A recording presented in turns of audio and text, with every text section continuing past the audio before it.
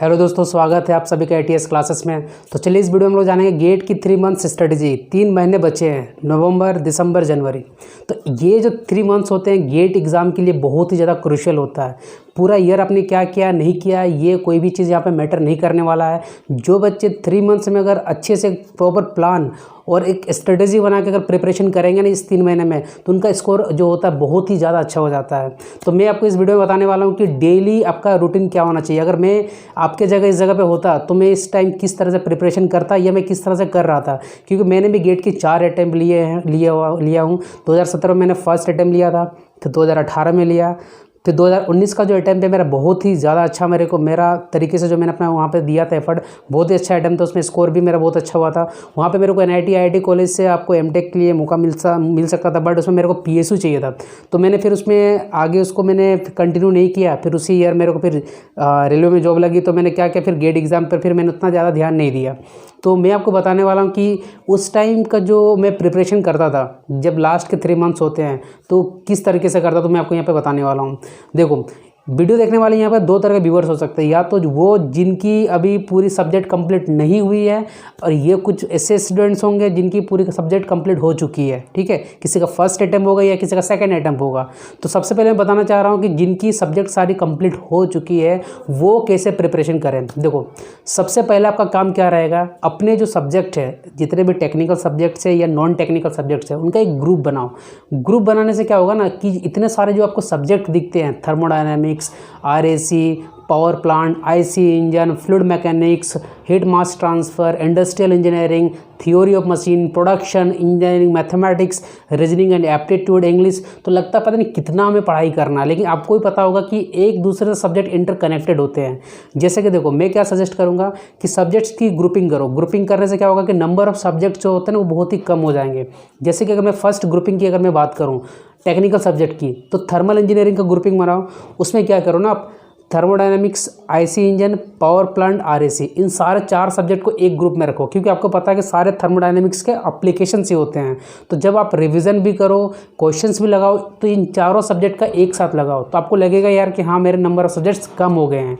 दूसरा ग्रुपिंग बनाओ। दूसरा ग्रुपिंग क्या बना सकते हो आप, strength of material, engineering, mechanics and machine design. तो ये सेकंड ग्रुप हो गया 3 सब्जेक्ट का। तो ये आपको लगेगा कि चलो भाई हाँ, इंजीनियरिंग मैकेनिक्स पढ़ते हो, उसका कंसेप्ट आपका सोम में यूज़ होता है, सोम का कंसेप्ट आपका मशीन डिज़ाइन में यूज़ होता है। तो कितने ग्रुप बन गए आपके टोटल, 2 ग्रुप हो गया। थर्ड ग्रुप क्या कर सकते हो आप, प्रोडक्शन जो आपका होता है बहुत ही बड़ा वास्ट आपका सिलेबस है, और एक आपका इंजीनियरिंग मटेरियल, तो इसको एक ग्रुप में रखो। तो टोटल नंबर ऑफ ग्रुप कितना हो गया यहाँ पे, 3 ग्रुप हो गया। फोर्थ ग्रुप में क्या करोगे, theory of machines and industrial engineering जो होता है उसको 4th ग्रुप में रखो। और लास्ट ग्रुप में क्या करना, fluid mechanics and heat and mass transfer. ये सारे 5 ग्रुप टेक्निकल सब्जेक्ट का हो गया। छठा ग्रुप की जो मैं बात करूँगा वो नॉन टेक्निकल सब्जेक्ट, जैसे engineering, mathematics and reasoning and aptitude, और आपका हो गया यहाँ पे इंग्लिश। तो ये टोटल कितने, 6 ग्रुप हो गया। देखो, अब इन 6 ग्रुप का वेटेज देखो, मैंने क्या किया, सारे सब्जेक्ट को कंबाइन कर दिया। उसका फिर मैंने वेटेज देखा कि हर साल कितने क्वेश्चन इसमें पूछे जाते हैं। तो अप्रोक्स, जैसे कि मैंने group 1, group 2, group 3, group 4, group 5 and group 6, इन सारे 6 जितने आपके ग्रुपिंग है सबका मैं आपके यहाँ पे वेटेज दिखा रहा हूँ। अप्रोक्स ये वेटेज होता है। अब आपको क्या करना है, एक डेली बेसिस पे रूटीन बनाना है। सपोज करो अभी जो आप मतलब करोगे, पढ़ाई तैयारी करोगे, सपोज मैं खुद से कर रहा हूँ, तो मैं अभी यहाँ पे क्या करता, तो मेरी जो स्टडी करने की हैबिट थी, मेरे को मॉर्निंग में उठने का हैबिट था। तो मैं आपको सुबह मॉर्निंग से उठने के साथ साथ आपका रात का सोने तक का भी रूटीन टोटल 12 घंटे का बता रहा हूँ कि भाई 12 घंटे आपको प्रिपरेशन यहाँ पे कैसे करना है। सपोज करो आप मॉर्निंग 4 AM में उठते हो, ठीक है, 4 AM में उठोगे, फ्रेश हो जाओ। अगर आपको हैबिट है तो भाई मेडिटेशन और थोड़ा सा वॉकिंग वगैरह कर लो, तो 4 से 5 1 घंटा आप उसमें दे दो। ठीक है, अपना फिजिकल हेल्थ भी बहुत इंपॉर्टेंट होता है। अगर जब तक आपका फिजिकल एंड मेंटल हेल्थ अगर आपका हेल्दी नहीं रहेगा भाई, आप कुछ भी नहीं कर सकते हो।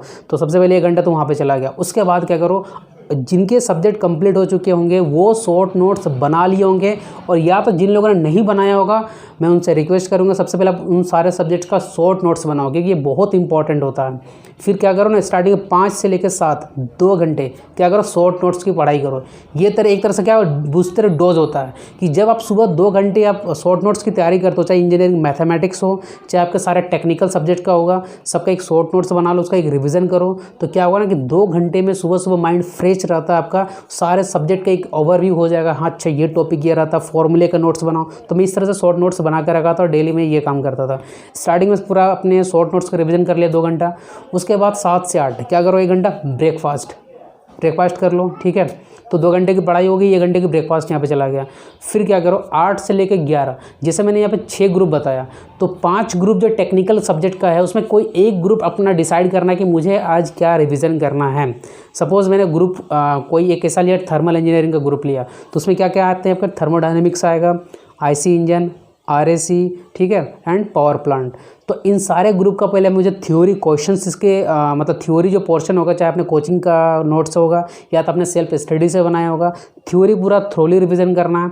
उसके बाद गेट के जो प्रीवियस ईयर क्वेश्चंस होते हैं, ठीक है, वो लगाने हैं। और अगर और कोई एक्स्ट्रा क्वेश्चंस अगर आप लगा रहे हो, चाहे इंडियन इंजीनियरिंग सर्विस का या किसी अदर एग्जाम्स के, तो वो भी आपको लगा लेना है। यहाँ पे मैं आपको ये सजेशन करूँगा कि गेट के क्वेश्चन जब आप प्रीवियस ईयर के लगाने जा रहे हो तो थ्रोली नहीं लगाना, क्योंकि देखो आप बहुत सारे गेट के क्वेश्चन ऐसे भी होते हैं, बहुत इजी होते हैं, तो उसको बार बार अटैम्प्ट करना मतलब उसमें टाइम बर्बाद होता है। तो जो क्वेश्चन आपसे नहीं बनते हैं फर्स्ट अटैम्प्ट में और आपको लगता है कि नहीं इसमें जो कंसेप्ट है बहुत अच्छा है, तो सिर्फ उसको टिक करके रख लो। जब प्रीवियस ईयर का आप रिविजन करना जाओगे सिर्फ उसी क्वेश्चन को आप रिविजन करो, ताकि इससे आपका टाइम का सेविंग होगा।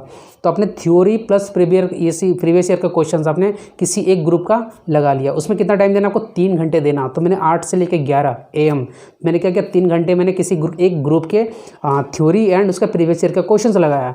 और जब आप सॉल्व करते हो न्यूमेरिकल क्वेश्चंस, तो आप क्या करो ना, नॉर्मल जो कैलसी होता है साइंटिफिक, उसको यूज़ नहीं करना है। गेट कैलकुलेटर आपका जो एप्लीकेशंस आता है मोबाइल में, उसको डाउनलोड करके रखो और उसको मोबाइल से हैबिट डालो यूज़ करने का। क्योंकि जब आप गेट एग्जाम हॉल में जाते हो ना, तो अगर आपकी हैबिट नहीं रहेगी गेट कैलकुलेटर की, तो आप वहाँ पर बहुत ही ज़्यादा प्रॉब्लम आपको आती है, ठीक है। तो आपने 3 घंटा तो ये काम कर लिया। अब भाई 11 बजे है, अब क्या करना, 2 घंटे आपको फिर मैं दे रहा हूँ। फिर आप क्या करो भाई, आपको नहाना है तो नहाओ आप, ठीक है। उसके बाद दोपहर का लंच कर लो। फिर अगर थोड़ा सा रेस्ट करना तो 2 घंटे आप रेस्ट कर लो। फिर 1 से लेके आपको 4 PM का मैं आपको बताने वाला हूँ। 1 से 4 क्या करना है, जो आपके 5 टेक्निकल ग्रुप्स था उसमें मैंने क्या बोला, सब्जेक्ट का सिर्फ कोई एक ग्रुप आपको डेली उठाना है।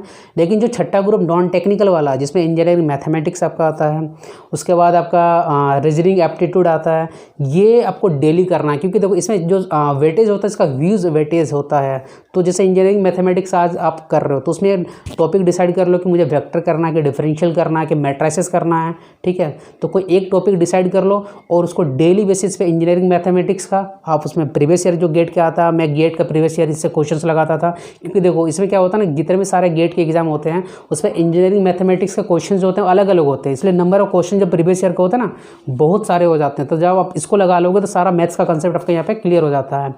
रीजनिंग एप्टीट्यूड के लिए क्या कर सकते हो, मैं क्या करता था, SSC CPO का जो एग्ज़ाम होता है, टेस्ट बुक का जो सीरीज़ टेक्स्ट बुक जो था उसका मैंने टेस्ट सीरीज़ वगैरह का जो मैंने परचेज किया था, ठीक है।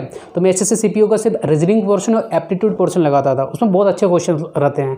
या अगर आपका कोई बुक का सोर्स होगा जिससे आप लगा रहे होंगे, आप उसको भी कंटिन्यू कर सकते हो।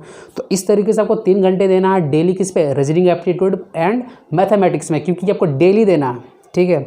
तो ये 3 घंटे भाई 1 से लेकर 4 AM तक चला गया। फिर शाम के 4 से 5 कहीं घूमने चले जाओ, चाय पीने चले जाओ, ठीक है, थोड़ा रेस्ट कर लो, गाने वाने सुन लो, माइंड फ्रेश हो गया। फिर 5 से लेकर 8 तक, मतलब 5 से लेकर 8 PM क्या करना है, एक फुल लेंथ टेस्ट सीरीज़ लगाना है।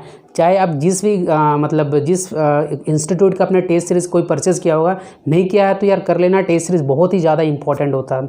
तो उस 5 से लेकर 8 बजे तक क्या करो, आप टेस्ट सीरीज़ लगाओ। 3 घंटे का टेस्ट सीरीज़ होता है। उस 3 घंटे में आपको कितने नंबर आ रहे हैं वो मायने नहीं रखता। आप देखो कि कहाँ कहाँ आपकी मतलब कंसेप्ट कहाँ कहाँ आपका वीक है। मान लो कोई क्वेश्चन होता है नहीं बन रहे हैं, तो भैया रीज़न क्या है, तो वहाँ पे क्या करना है। उसके बाद 3 घंटे आप जब आप एग्ज़ाम दे देते हो, मतलब टेस्ट सीरीज जब लगा लेते हो, तो फिर सारे क्वेश्चन का एक एनालिसिस करना है कि कौन कौन क्वेश्चन से नहीं बन रहे हैं। और वहाँ पे जब आपको इंपॉर्टेंट कॉन्सेप्ट आपको जो मिलेंगे उसको भी एक अलग से नोट रखना है टेस्ट सीरीज वाला, कि ठीक है मेरे से ये कंसेप्ट नहीं बन रहा, तो एक उसका भी एक मिस्टेक वाले जो आपके होते हैं ना, उसका भी एक नोट्स आपको बना कर रख लेना है। और जब फाइनल आप एग्ज़ाम देने जाओगे फरवरी में, तो उन मिस्टेक्स का भी आप रिविज़न कर लो, ताकि वहाँ पर आप एग्ज़ाम हॉल में आपको मिस्टेक ना हो।